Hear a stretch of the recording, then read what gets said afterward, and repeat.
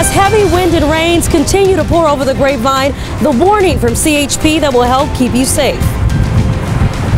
And moderate to heavy rain continues across the South Valley. We do have some watches and advisories in place. We'll tell you where those are in just a moment. And a church in Lamont is still working to recover from last year's flooding. The progress made so far to get back to their place of worship. Live in high definition from KBAK TV in Bakersfield. This is Eyewitness News at 5. Good evening. Thanks for joining us. I'm Rochelle Murcia. And I'm Dave Gonzalez. The biggest storm of the year is finally here, and we have team coverage for you tonight. Chief Meteorologist Miles Musio is here to track it from start to finish. Kristen Powers is up at the mouth of the canyon. Katia Hall is in the Lamont area where they are prone to flooding. But first, we start with Eyewitness News reporter Raina Harvey, who's up near the Grapevine with road conditions heading out that way. Raina? Hey, Dave and Rochelle, it's brutal out here. We've seen those heavy wind and rains pouring down in this area for the most of the day. And more so recently, we've seen this heavy, thick fog start to roll in. As you can see, drivers here on the 5 trying to make their way over the Grapevine, but it's been very difficult for them to get through. CHP tells us they want to make sure that we take it slow. And even if you try to drive that speed limits that are posted on the side of the road, you could still be ticketed if you're not driving the speeds. They've seen a few accidents happen here in the area throughout the day with people driving too quickly and hydroplaning. Here's some of the areas we saw up here in the Fort Tejon area where the rain was coming down pretty hard as people were making their way across the area. CHP wants to make sure that you leave space between you and the vehicle ahead of you. No need to rush. They also want to make sure you check your windshields and make sure you check the air in your tire. Now, we also caught up with a few travelers along the highway, and here's what they had to say about their trip. Coming from Santa Barbara, it was really raining hard. Usually it takes me to get to Bakersfield 2 hours. It took you 3.5. Hydroplaning, you can feel it. You can feel it on the highway. So I'm driving 55, and I don't see how these guys are going 70. I really don't. Stay off the roads. It's safer. More people out on the roads, it's more dangerous. You know, I mean, the conditions are okay, but, you know, the more people you get on the roads, the worse the conditions get. Slow down. That's all I would say is think about your life. Again, back out here live, that one closure they did mention, Route 33 at Lockwood Valley Road. Again, that closure, Route 33 at Lockwood Valley Road. Again, as you can see, just how difficult it is for the drivers to see. So if you're out there, you want to make sure you take it slow and be safe. And right now, we're going to go over to meteorologist Katia Hall. She's live in Lamont right now with what the weather conditions are in that area. Katia?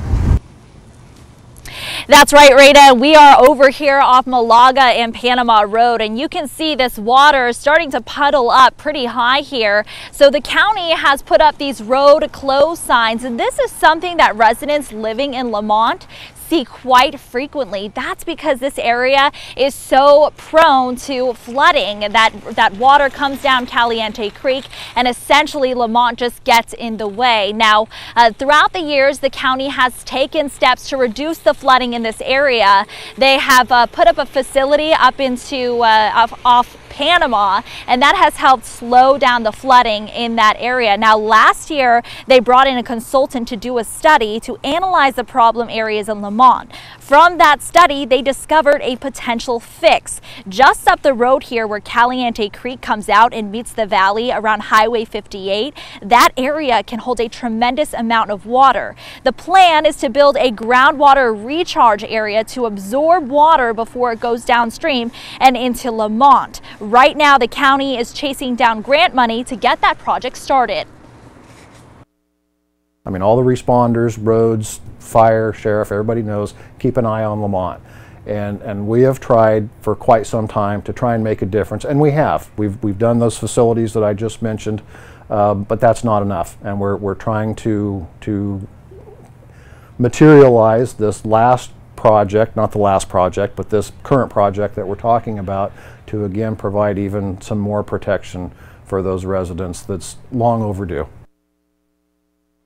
And the county wants to remind drivers when they come across a blocked roadway like this or any flooded roadway, just turn around and avoid it. And we're going to turn our attention to Kristen Powers, who's at the mouth of the canyon with an update on road conditions there. Kristen?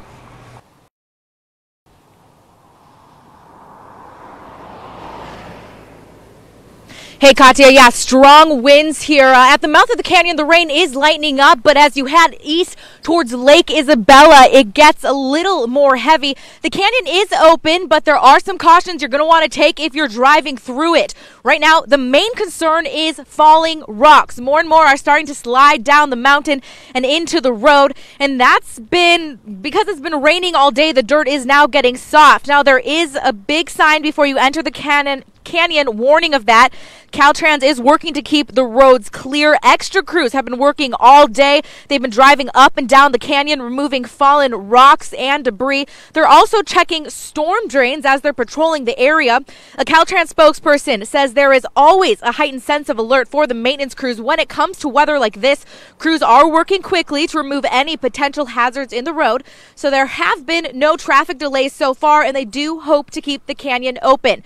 Now, with the rain and roads are slippery, and as you go through the canyon, there is a lot of fog. So if you're driving here, Caltrans workers say take it slow.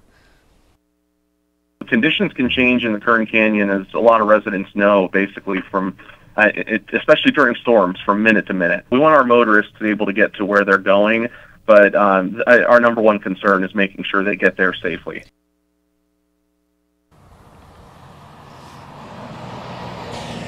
Now, as the rain continues, Caltrans says they're going to have crews on standby 24/7. We're going to now head things over to Chief Meteorologist Miles Musio. He's been tracking the storm and has the very latest on that. Miles.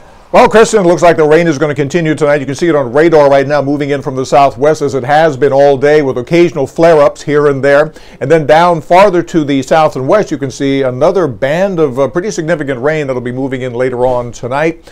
So far, we have had a couple of reports there, as you heard from Katya Hall, road closure at Malaga down there in the Lamont area, but also a road hazard, a couple of large boulders in Highway 155 area in the Alta Sierra vicinity. And so off to the north, more flooding problems as well. So far, we've had 7,800 of an inch of rain. You can see over an inch over in the San Luis Obispo area. This is all since midnight, by the way. You add the rain that we had yesterday to that.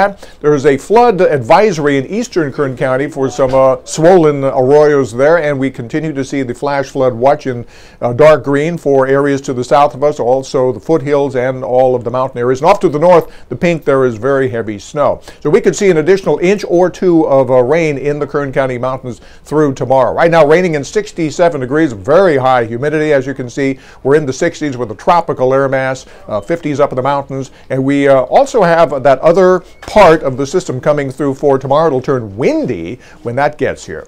67 as mentioned right now, and temperatures tonight will stay just basically in the 60s. Not a whole lot of cooling. The chance for rain pretty good, but there will be diminishing rain after midnight. Same thing in the Kern County mountains. A lot of potential heavy rains. Temperatures holding in the 40s there, and the Kern River Valley flood potential, of course, throughout the night. Now tomorrow there's going to be another type of this storm. It's going to turn windy. We'll tell you about that coming up in just a few minutes. Dave and Rochelle, back to you.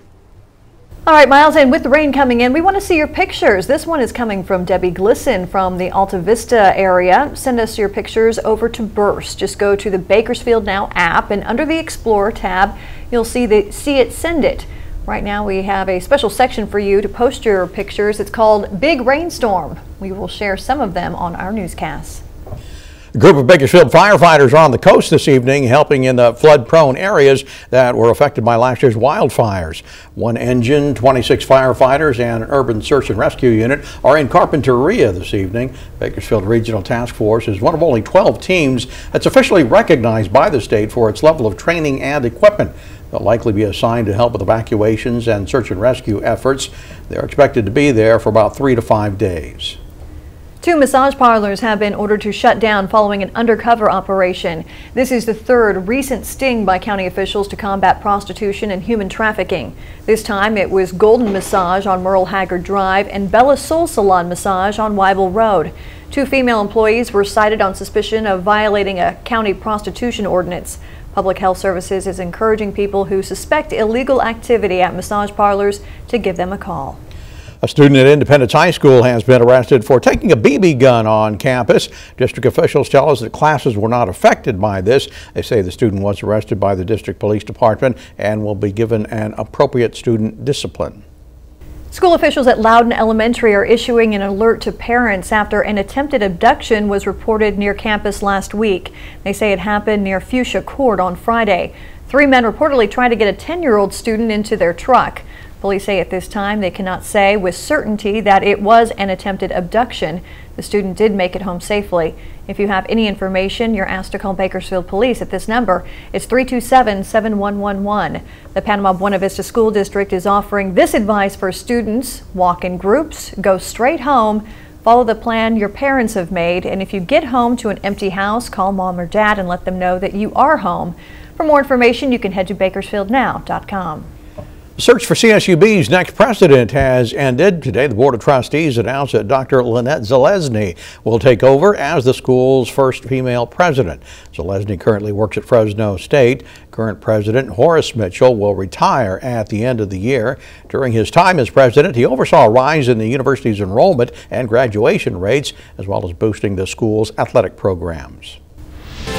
Police in Austin say the suspected serial bomber blew himself up. The threat still lingering after his death. I'm mad as hell, but I gotta trust in God because I know only God can fix this. An officer-involved shooting leaves a Sacramento man dead. What he had in his hand, the police thought was a gun. And arrests are made at the high school where a deadly shooting took place last month. The weapon that was brought to campus.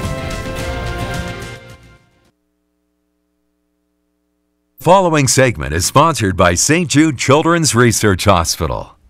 We can win groceries for a year if you get your St. Jude Dream Home ticket right now. If you reserve your ticket before April 13th, you'll qualify to win the brand new John Ball Fans home.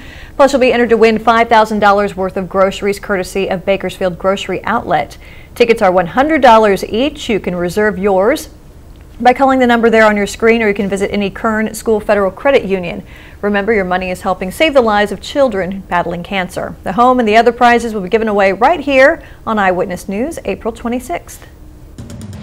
Now, your Weather Authority forecast with Miles Museum. And it has been a wet Wednesday, no doubt about that. You can see the axis of moisture coming right in across. In fact, I couldn't help but notice just recently here, this area from Taft over to about just south of Bakersfield looks like it's beginning to flare up a little bit with some moderate precipitation. The entire area, of course, has seen plenty of rain today. There's another big batch out here which is coming in this direction. I couldn't help but notice a couple of lightning strikes right there, just right around San Luis Obispo. So there will be some thunderstorm potential.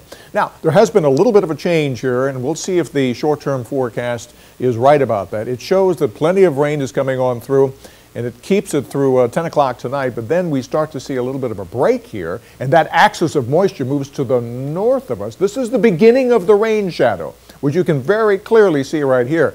But it does fill in again tomorrow as this system pushes on through, so lots of rain. We're not done with the rain at all. Out to the east of us, we have a flood advisory for just another couple of minutes. What time is it here? Let's see, about one more minute.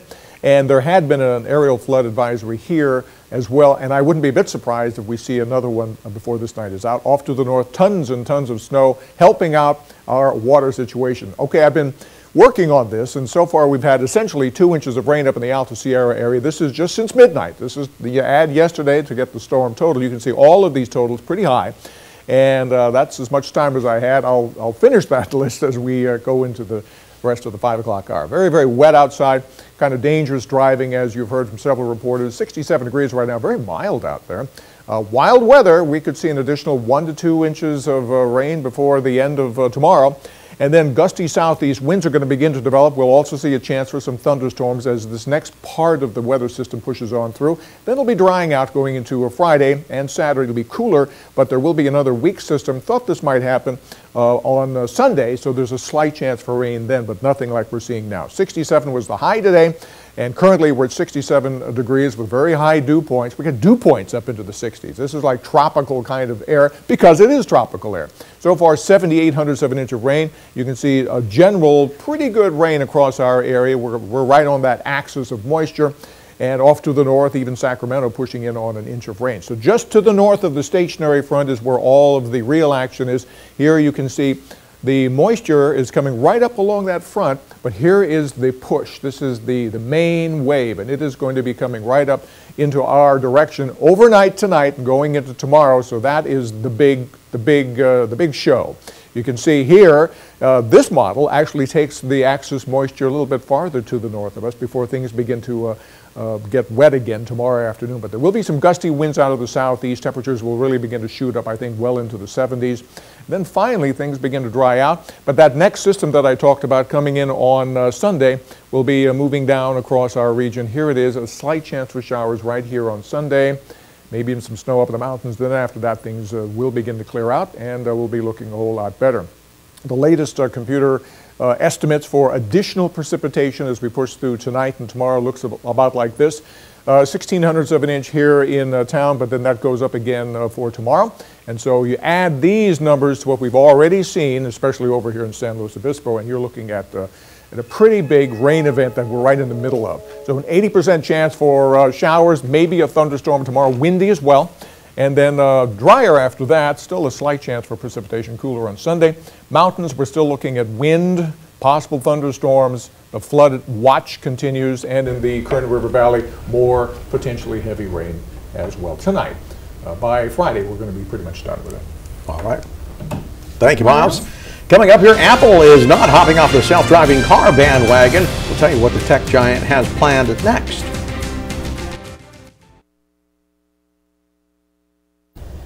In Austin, Texas, a man authorities believe was responsible for planting several bombs that killed 2 people is himself dead tonight. Police say that Mark Condit blew himself up as authorities closed in on him. A search of his home turned up homemade explosives. Federal authorities are reasonably certain that the threat is over, but they are still urging residents to be vigilant. We are concerned that there still may be other devices out there. We want to make sure that if people see suspicious packages or bags, they continue to call 911 and report that to the police. We will be here as long as it takes with our partners to figure out exactly what happened, why it happened, and how it happened. The bomb spree killed 2 people and injured 4. Condit's family released a statement saying that they had no idea of the darkness that Mark must have been in. In Parkland, Florida, 2 students were arrested for bringing weapons to Stoneman Douglas High School. Just a couple weeks ago, a gunman killed 17 people at the school. Police say a 16-year-old and an 18-year-old brought knives to school yesterday. The father of one of the students says his daughter was threatened, and that's why she did it. Parkland's not protecting them. Nobody's protecting them. 17 kids died, right? So we're forcing her to face her fears, to get out, go to school. Well, she decided, you know what, if I'm going to school, I've got to protect myself because nobody else is there to protect me. Well, then about a half hour later, deputies were called back to campus after a 10th grader made threatening posts on social media. Residents in Sacramento are demanding some answers after a man was shot and killed by police. Police say they received a call about a suspicious man in a neighborhood. They chased down a suspect and then cornered him in the backyard of his grandparents' home. Drew Bolea has more on this. It doesn't seem real. In the heart of California, it don't feel real. Still shook up after losing his younger brother, Stevante Clark is trying to understand Sunday night's deadly encounter. I know there could have been one. He didn't have to die. According to police, Stefan Clark was breaking car windows and a home glass door in South Sacramento when confronted by police in his grandparents' backyard. Police say he extended his arms with something in his hands. Fearing for their safety, the officers fired their duty weapon, striking the subject multiple times. Clark was killed. Only a cell phone recovered at the scene. He didn't deserve it. The father of 2 had a troublesome past. He was arrested several times before for various crimes, but his brother says he recently noticed a difference in Stefan. He really changed his life. You know what I mean? He really changed his life. Stephen Clark should still be alive. Tonight, frustrated speakers took on city leaders. Did Mr. Clark really have to die? It doesn't seem that way to the community. Pleading with the city manager to take action against the officers. We are asking for justice and for those police officers to be arrested. An oversight committee will review the investigation. Clark's family will see any and all video from the scene, and the public will also be made aware of the investigation's findings. What we can do is make sure that our processes are transparent and open, and that we're communicating with the public as much as we can. New policies for transparency, but still people in the community demanding justice. And nothing has changed. We look today to see that it's the same thing over and over. The Sacramento Bee is reporting that the two officers fired 10 times each. It's not clear how many bullets actually struck Clark. Police say that the department will release body camera video from the body camera footage as well as helicopter footage within 30 days. Clark was 23 years old. Should religious pregnancy centers be required to tell women that abortion services are available somewhere else? That question was before the Supreme Court yesterday. A California law requires all pregnancy centers to tell patients about family planning services that include abortion. But religious clinics say it violates their First Amendment rights. They say the government cannot force them to spread a message that's against their beliefs. However, it appeared that at least some justices seemed skeptical of that argument. Among other things, they said that the rule does not affect clinics that are not pro-life. Justices are expected to make a decision by July. Apple reportedly is now testing 45 self-driving cars that are registered with the DMV. That's up from 27 cars that the company reported to be testing in late January. The Apple test project is named Project Titan. Right now, self-driving car companies can obtain a permit to test their cars in California as long as there is an attendant in the vehicle who can take control at any time. On April 2nd, though, the DMV will begin issuing permits that will allow self-driving cars to be tested without a human in the car. Mark Zuckerberg is speaking out what he has to say about information taken from Facebook as the company is hit with a lawsuit. And does a deep state really exist in America? A new poll reflects what people think about influence in the U.S. Facebook CEO Mark Zuckerberg is admitting mistakes and outlined steps to protect user information. This stems from the privacy scandal involving Cambridge Analytica. Zuckerberg had been silent since the news broke Friday that the Trump-connected data mining firm may have used information improperly obtained from 50 million Facebook users to try and sway elections. Today, a Maryland woman filed a federal class action lawsuit against Facebook and Cambridge. A new poll shows that Americans may be losing trust in their government. Our national correspondent Christine Frizzell breaks down the numbers and tells us what they could mean. Concern seems to be growing over an overreach of power within the federal government. A Monmouth University poll asked a bipartisan group if they felt that, quote, national policy is being manipulated or directed by a deep state of unelected government officials. 74% of those polled believe this deep state definitely or probably exists. It's a term President Trump tweeted about earlier this year, and something his former official, Sebastian Gorka, says he experienced firsthand in meetings with national security officials at the White House. With every element of the U.S. government there, the Defense Department, State Department, CIA, DIA, talking at the highest levels of U.S. government, because that's what the NSC is. And for the whole discussion, nobody would mention the president's name, nobody would mention his objectives. Gorka also points to anti-Trump text messages between Peter Strzok and Lisa Page, two FBI agents previously assigned to work on the Clinton email investigation and the Russia probe, as another example of a deep state trying to undermine President Trump.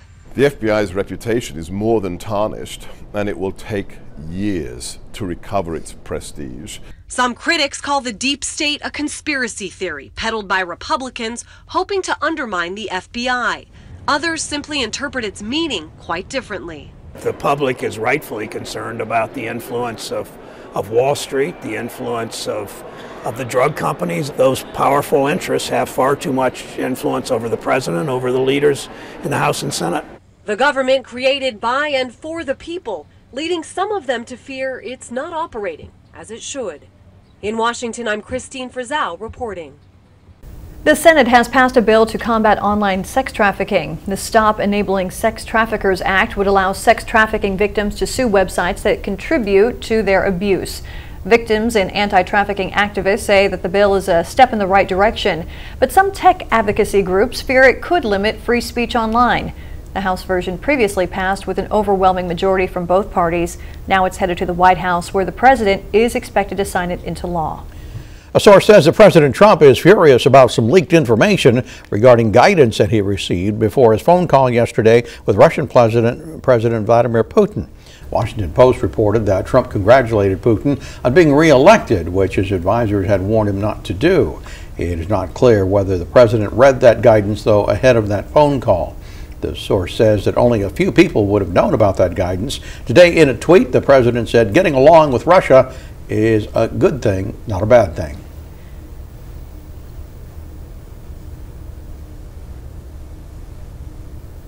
Now for an update on terrorism activity from around the world. For the latest, we turn to Lindsay Mastis. From the Terrorism Alert Desk in Washington, I'm Lindsay Mastis. ISIS militants seized a neighborhood in the Syrian capital of Damascus. The Syrian Observatory for Human Rights is reporting that dozens were killed in that surprise nighttime attack. In Afghanistan, a suicide bomber detonated explosives in a crowd of people in Kabul. This happened during a celebration of the Persian New Year. More than 30 people died in that attack. In Florida, the 5th day of testimony in the trial of the Pulse nightclub shooter's widow. The focus today, what was on the gunman's phone. An FBI IT specialist testified that he accessed web pages and videos related to ISIS. And a Tennessee man indicted after investigators say he lied about his stay in a mental institution while trying to buy a sniper rifle at Walmart. Federal agents started investigating Kari Malik Whitehead after someone called police concerned that he was watching ISIS videos on the internet. From the Terrorism Alert Desk in Washington, I'm Lindsay Mastis. Coming up here, some new sunscreen guidelines are out. We'll tell you why they're saying that children should start wearing it at a younger age. And Instagram is taking a page from Twitter's playbook. The new features they're testing that could reach users everywhere. And it's raining outside. We will take a look at radar, see exactly where it's raining now and where the rain is coming from. That'll affect you tonight. Coming up.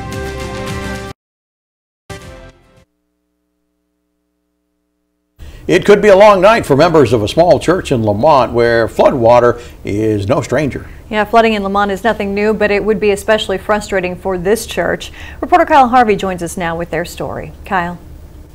Well, Dave Rochelle, the worshipers at Centro Hispano Lamont were displaced by stormwater last year. They had flood insurance, but the building needed to be gutted, so they're about ready to move back in now, but the storm seems determined to keep them out a little longer. There's pouring on the way over here. Jose de la Cruz is one of several volunteers here with an urgent mission to save Centro Hispano Lamont, a church campus associated with Bakersfield Christian Church on Bernard Street. But on Weed Patch Highway, the water comes in the front gate, fills the parking lot, and threatens the buildings. It rose considerably in just the time it took to film this story. The church's defense? A wall. 90 cubic yards of sand. For hours, the crew fills and stacks. It's muddy business. But regardless of whether the wall works, there will not be church on this campus this Sunday. That's because they're still recovering from a strong winter storm last year. We spoke to Pastor Zen Monzon back then, who told us he had prayed for rain. My wife tells me, honey, when we pray, we need to be perhaps a bit more specific. At first, the congregation met outside. But turns out repairs were extensive, enough to force them into a school building temporarily. They're hoping to get back here next month.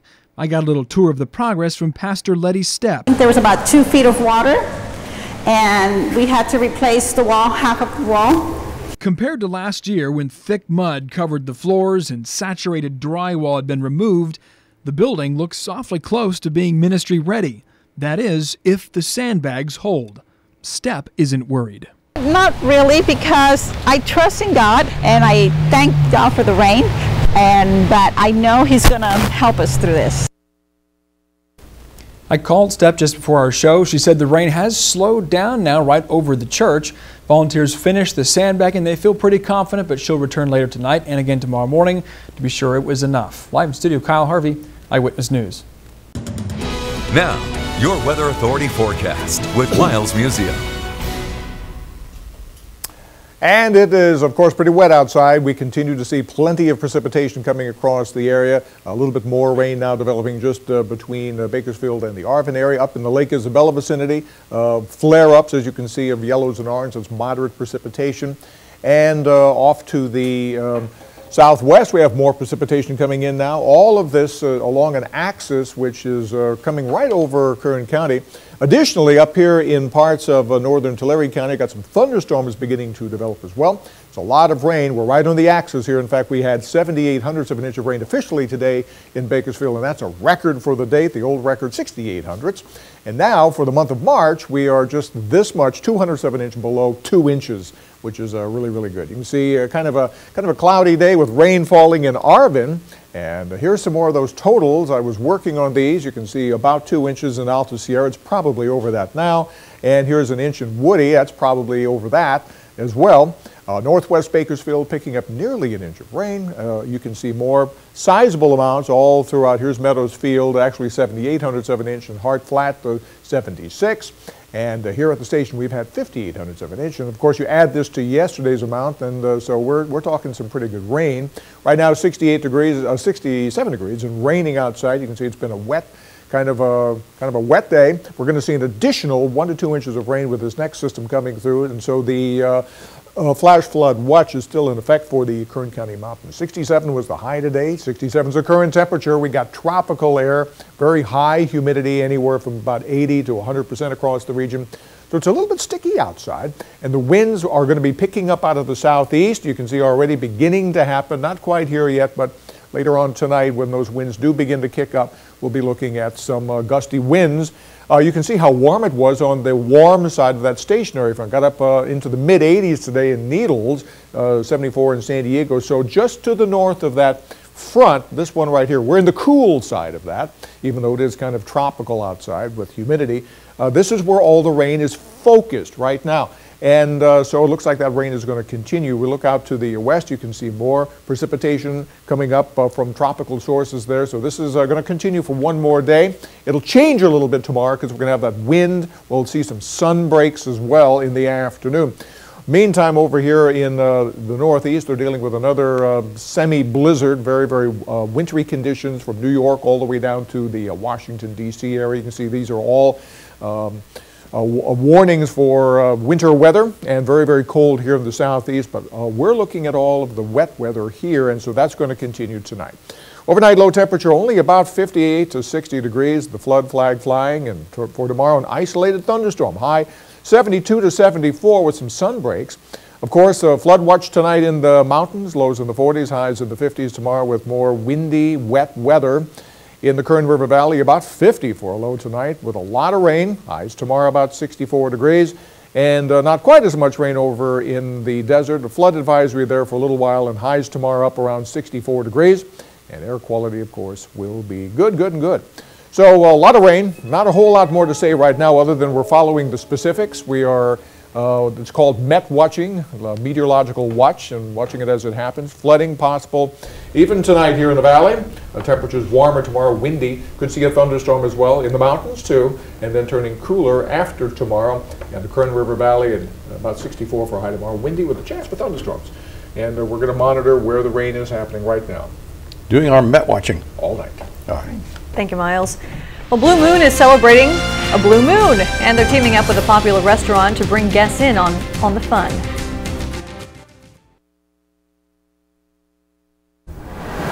Researchers say obesity can kill your taste buds. Cornell University food scientists studied the tongues of obese and normal weight mice. When mice became obese because of a high-fat diet, they lost nearly 25% of their taste buds due to inflammation. Humans have nearly 10,000 taste buds. When the level of taste buds is reduced, people tend to look for stronger, higher-calorie foods with more sugar and fat. Scientists say the study's findings may help fight obesity by providing clues on how to help with weight loss. The FDA wants to keep teens from lighting up, so it is taking aim at flavored tobacco. The administration has announced it's considering regulating the products more closely. The FDA is accepting public input on flavored tobacco problems for the next 90 days. This news comes just a week after the agency said it's considering lowering the nicotine in cigarettes to minimally or non-addictive levels.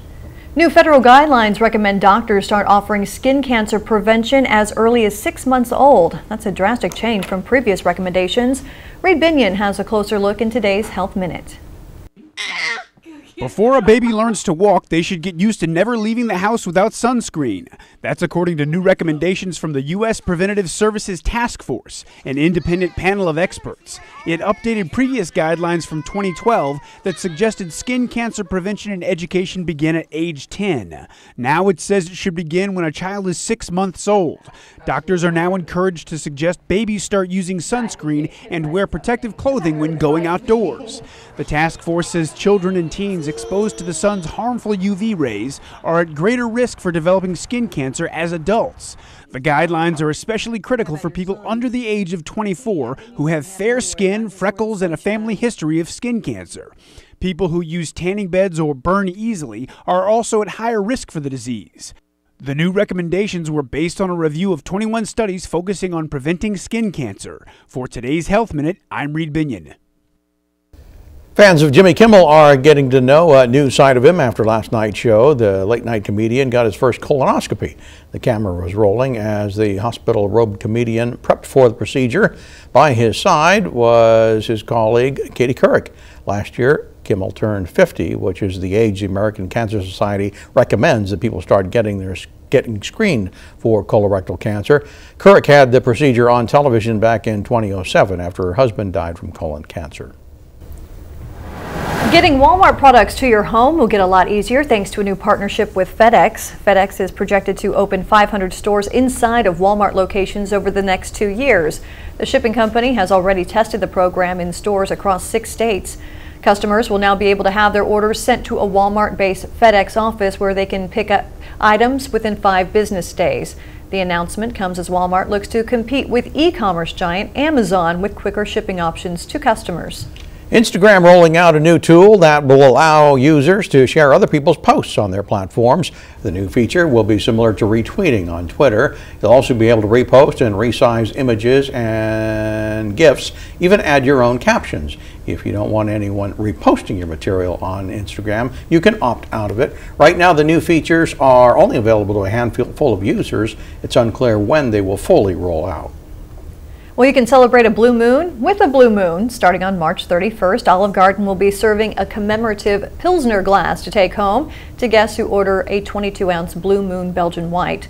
It's all in honor of the year's last blue moon, which only happens about once every 2.5 years. The glass will be available without the beer as well for $2.99. It's decorated with the iconic orange slices and wheat, but it also features breadsticks and pasta. They'll be available until May 27th. Starbucks says it's going to redesign its paper and coffee cups for better recycling and composting. The company will be spending $10 million spending that much to make the change. That goal is to reduce or eliminate the use of plastic. They plan on giving that money to entrepreneurs that are already working on the problem. Now the company needs to work a little faster, at least they do in Seattle. As of July 1st, all food businesses in Seattle will have to reduce or end the use of plastic. And Starbucks is also making headlines for this. Check it out. A new springtime frappuccino called the Crystal Ball. Business Insider says it will be available for a very limited time starting tomorrow. Social media is going crazy over it. Baristas already posting pictures of the foamy white drink. It's got colorful flares and it is topped with whipped cream and white sprinkles. The Crystal Ball follows the much talked about unicorn frap from last spring. And I'm sure it's calorie free. Yeah, and sugar free. Sports coming up next. We'll be right back.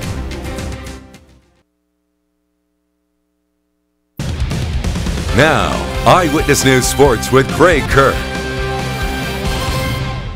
NFL making their teams. Yeah, I don't know. This is all the scouts that came to Los Angeles were thinking, sunny Southern California, we'll just come out here, and then they get this. Oh well. That's the price you pay. If you're coming from Cleveland, you're not complaining. USC quarterback Sam Darnold going through his pro day on the USC campus today. Cleveland Browns, who own the first pick, well represented in Los Angeles today by their owner, general manager, vice president, head coach, offensive coordinator, just to name a few. Darnold's workout, mostly in the rain, which is, of course, hit California and Southern California in particular. Going up against air, that means obviously no defenders, which usually means not much can go wrong. Darnold, by all accounts, was very, very impressive. Caution what you believe, but reports are he's the odds-on choice to go #1 overall to the Browns, which would also mean reuniting himself with the former USC teammate, Centennial High quarterback Cody Kessler. Darnold on the prospect of hearing his name called first in the upcoming draft. I feel like I'm definitely capable of going #1, and I feel like what the Browns are doing right now is really good. They got a lot of good pieces right now, and so I think going there and being able to lead the way I lead and play the way I play, I think it'll be a good situation. I just want to go wherever I'm wanted, so whoever wants to pick me up, I'll be happy to play there. All right, first round pick. That was a third round microphone, by the way.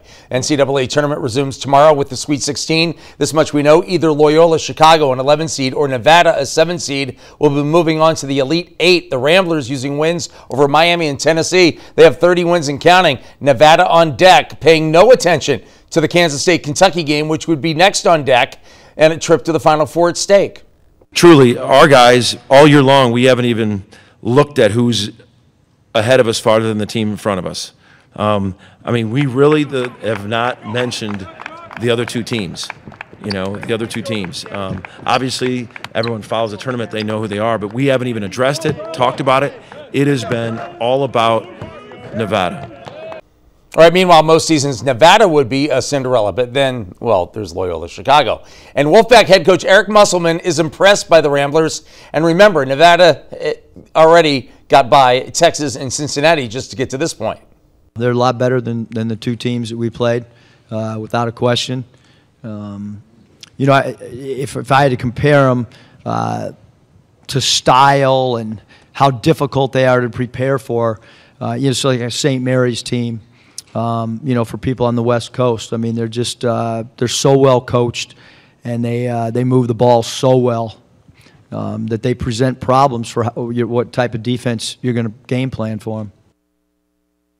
All right, and finally, the NCAA tournament has March Madness, a formula which works pretty well for them. Does the NBA need a boost, a change? Or is the idea of a play-in game, like the one used in the NCAA tournament, an idea just for the sake of change? LeBron James giving it a thumbs down. Meanwhile, Rockets and Blazers last night, and Portland with a 14-game win streak. But the Rockets are the Rockets, and they have James Harden. And the bucket right there by Harden. This game went back and forth. Damian Lillard did not have a big offensive game, but he scores here to make it a one-point game. But it was Harden who was dropping 42 as the Rockets snapped the Blazers' win streak at 14, the final 115 to 111. We'll tell you why Loyola of Chicago has already had troubles in the Sweet 16. That's coming up later on. Plus, John Calipari, always looking at the glass half empty. I'll tell you what's going on with this Kentucky team. Very good. All right. And your 6 o'clock news is after this break.